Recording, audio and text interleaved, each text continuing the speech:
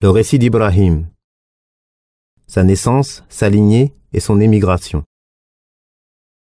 Il est Ibrahim ibn Tarah, né sur les terres des Chaldéaniyin, c'est-à-dire Babyl et ses alentours. Et c'est ce qui est authentique et connu chez les historiens et biographes. C'est également ce qui a été authentifié par Al-Hafiz ibn Asakir. Puis ils poursuivirent leur chemin vers les terres des Canaaniyin, où se trouvait le temple sacré d'Al-Quds. Ils restèrent un temps à Harran, terre des Chaldéaniyin à cette époque, terre qui recouvrait également la péninsule arabique et le Cham. Les gens de Harran adoraient les 7 astres, de même que ceux qui peuplaient la ville de Damas. Ils se tournaient vers le pôle nord et vouaient divers actes d'adoration, en parole et en acte, aux 7 astres.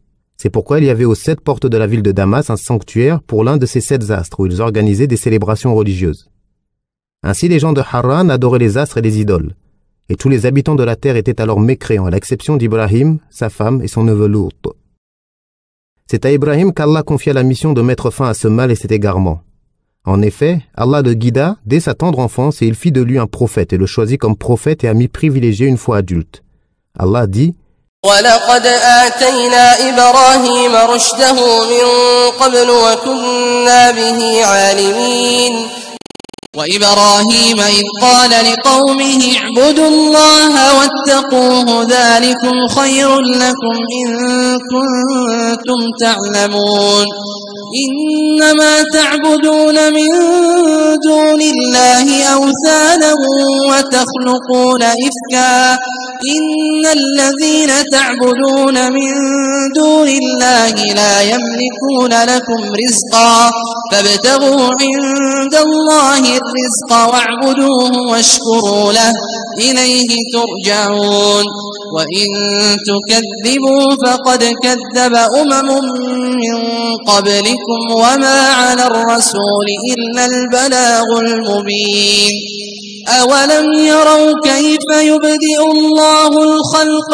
ثم يعيده إن ذلك على الله يسير قل سيروا في الأرض فانظروا كيف بدأ الخلق ثم الله ينشئ النشأة الآخرة إن الله على كل شيء قدير يعذب من يشاء ويرحم من يشاء وإليه تقلبون وما أنتم بمعجزين في الأرض ولا في السماء وما لكم من دون الله من ولي ولا نصير والذين كفروا بآيات الله ولقائه أولئك يئسوا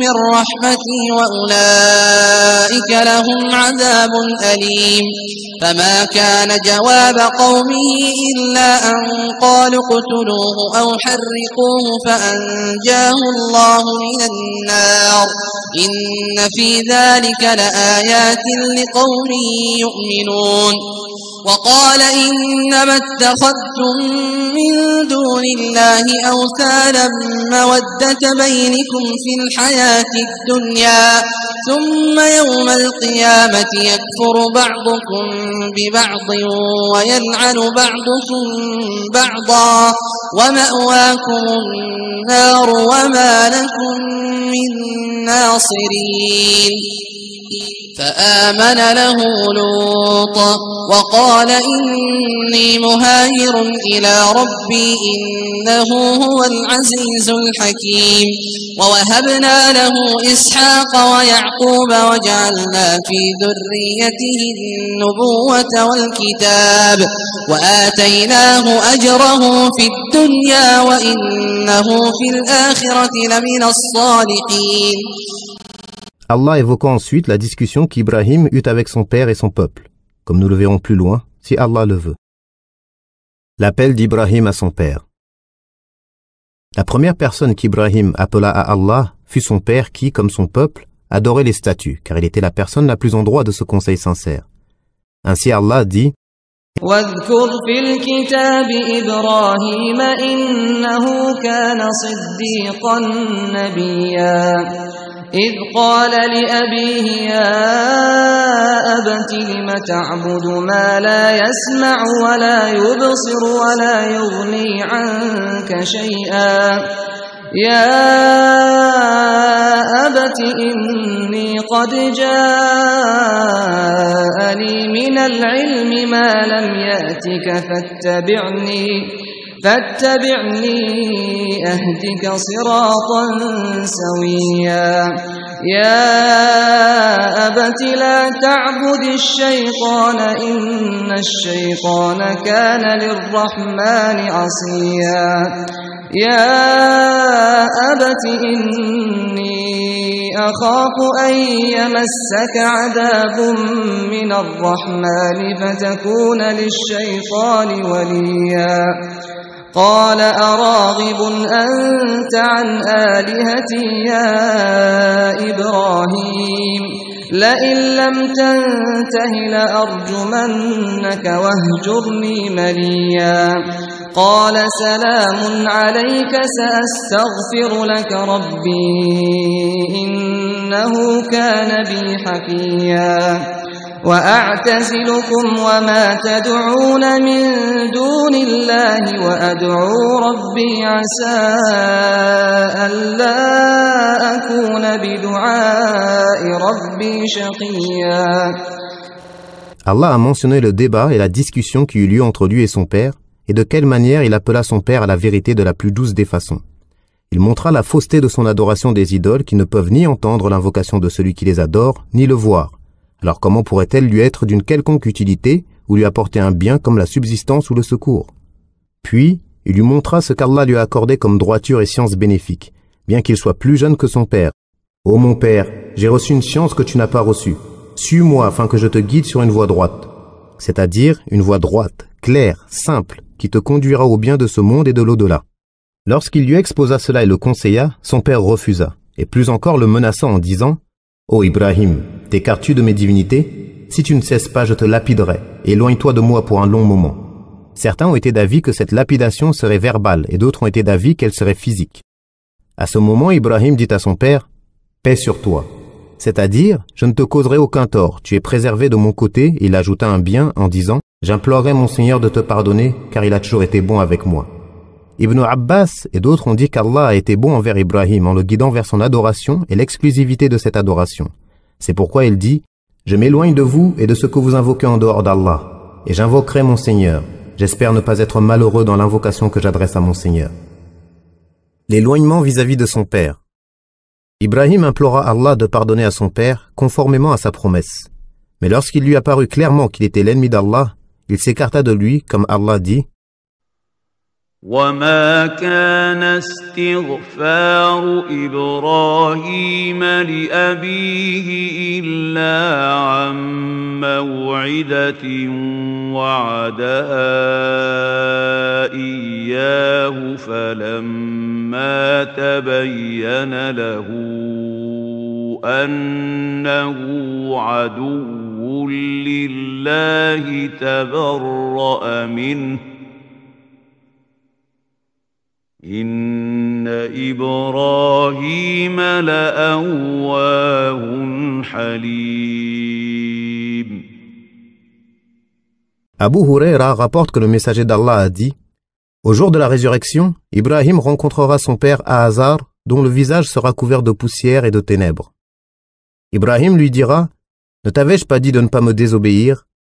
Son père lui répondra « Aujourd'hui je ne te désobéirai pas. » Ibrahim dira alors « Ô Seigneur, tu m'as promis de ne pas m'humilier au jour de la résurrection. Y a-t-il une humiliation plus grande que de voir mon père si éloigné de ta miséricorde ?» Allah lui répondra « J'ai interdit le paradis aux mécréants. » Puis on lui dira « Ô Ibrahim, qu'y a-t-il sous tes pieds ?» Il regardera et verra une hyène puante que l'on saisira par les pattes et qu'on jettera en enfer. Divergence concernant le nom du père d'Ibrahim. Allah dit وإذ قال إبراهيم لأبيه آزر أتتخذ أصناما آلهة إني أراك وقومك في ضلال مبين. Ibn Jarir a dit, ce qui est authentique est que son nom est Ahazar, et il se peut qu'il ait eu deux noms, ou que l'un soit un nom et l'autre un surnom, et Allah est plus savant. Son débat avec les adorateurs des astres. Allah dit: وكذلك نري إبراهيم ملكوت السماوات والأرض وليكون من الموقنين فلما جن عليه الليل رأى كوكبا قال هذا ربي فلما أفل قال لا أحب الآفلين فلما رأى القمر بازغا قال هذا ربي فلما أفل قال لئن لم يهدني ربي لأكونن من القوم الضالين فلما رأى الشمس بازغة قال هذا ربي هذا أكبر فلما أفلت قال يا قوم إني بريء مما تشركون إني وجهت وجهي للذي فطر السماوات والأرض حنيفا وما أنا من المشركين وحاجه قومه قال أتحاجوني في الله وقد هدان ولا أخاف ما تشركون به إلا أن يشاء ربي شيئا وسع ربي كل شيء علما أفلا تتذكرون وكيف أخاف ما أشركتم ولا تخافون أنكم أشركتم بالله ما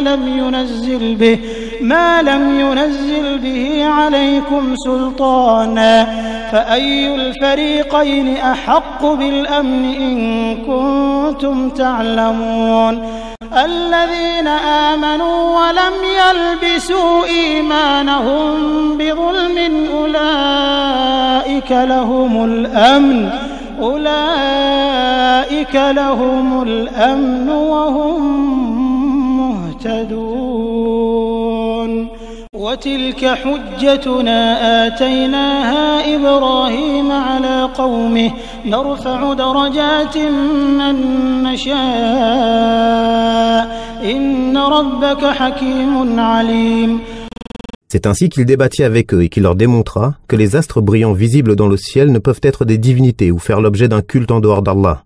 Ceci car ce sont des créatures administrées, soumises, assujetties, se levant puis se couchant, disparaissant de cet univers. Or rien ne saurait échapper au regard d'Allah et rien ne lui est caché. Il est l'Éternel, il n'y a aucune divinité digne d'adoration en dehors de lui et aucun véritable Seigneur que lui. Il leur montra d'abord que cet astre, on dit qu'il s'agissait de Vénus, ne pouvait être une divinité. Puis il se tourna vers la lune qui est plus lumineuse et plus belle encore, et enfin il se tourna vers le soleil qui est l'astre visible le plus lumineux et le plus éclatant.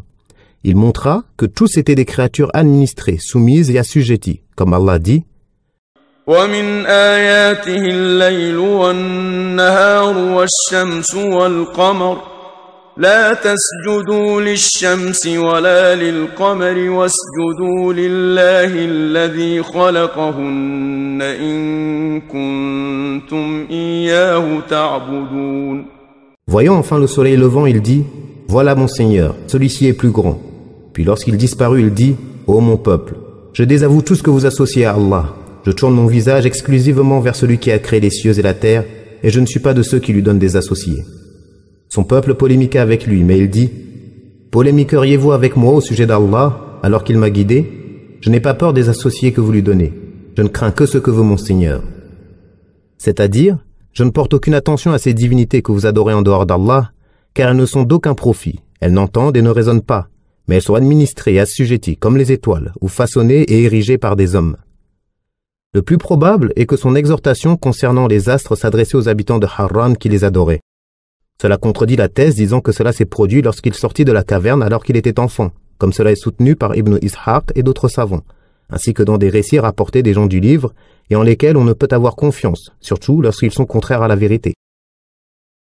Retrouvez la suite de cet audio sur www.islam-audio.fr.